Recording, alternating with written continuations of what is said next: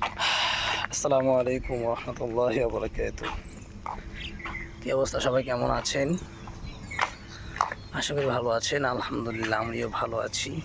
আপনি ভালো আছেন? আলহামদুলিল্লাহ, খুব ভালো আছে। ভালো আছেন আপনি? তো আমরা আলহামদুলিল্লাহ ফজর নামাজ পড়লাম। তো ফজর নামাজ পড়ে এখন আমরা ছাদে আসছি, একটু হাঁটাচলা করতেছি। কথা আছে, সকালে যে হাওয়াটা, এটা যদি আমরা শরীরে লাগাই, গায়ে লাগাই, তাহলে নাকি অনেক উপকার। হ্যাঁ, আসলে উপকার। এটা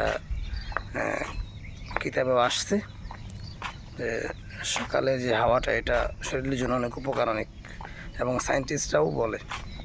যাই হোক, ওটা বড় কথা না। বড় কথা হচ্ছে ফজর নামাজ পড়ছেন? আমার তো মনে হয় না পড়ছেন। যারা ফজর নামাজ পড়েন নাই, তারা অবশ্যই ফজর নামাজ পড়বেন, কারণ এটা হচ্ছে আমাদের জন্য ফরজ। আর একটা ফরজ তরক করলে আসসালামু আলাইকুম। কবিরা গুনাহ, অনেক গুনাহ, আর অনেক শাস্তি আছে, এগুলো নাই বললাম। তো এই যে আমরা লাইভে যুক্ত হই সব হুজুরা প্রতিদিন আমরা ফজর নামাজ পড়ে, সব হুজুরা আমরা ছাদে আসে, এসে আমরা হাঁটাচলা করি, একটু ব্যায়াম করি, এক্সারসাইজ করি। তো আপনারাও অবশ্যই ফজর নামাজ পড়বেন। শুধু ফজর নামাজ না, 5 ওয়াক্ত নামাজই পড়বেন। তবে ফজরটা হচ্ছে সূচনা লগ্ন। আপনি যদি ফজরটা পড়েন, তাহলে আপনার সব নামাজ ঠিক থাকবে। আপনি ফজরই পড়েন না, তাহলে আপনি অন্য নামাজ কীভাবে পড়বেন? অতএব সবার ফজর নামাজ পড়তে হবে। খুব।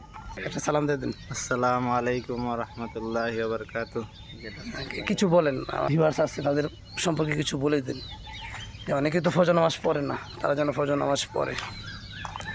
তো যারা এবং ফজর নামাজের উপকারিতা কি? কারণ আপনি তো আলেম, বলেন।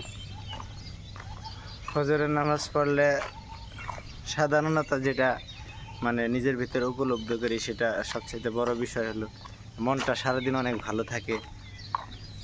এরপরে চেহারার একটা সৌন্দর্য উজ্জ্বলতা বেড়ে ওঠে, যেটা আল্লাহ তাআলা প্রত্যেক মানুষকেই দিছে। গায়ের রং যেমনই হোক, সেটা তার ভিতরে থাকে, অর্থাৎ একটা নূরের একটা আভাস চেহারার ভিতরে পাওয়া যায়। তো এই বিষয়টা যারা নামাজ পড়ে এরাই উপলব্ধি করতে পারে, বা সুস্বাস্থ্য, সুস্থতা, এই সব কিছুই আসলে ফজরের নামাজের একটা বিশেষ গুণ। তো আমরা ফজরের নামাজ যারা পড়ি আলহামদুলিল্লাহ, আর যারা না পড়ি তাদের জন্য দোয়া করি, আল্লাহ তাআলা যেন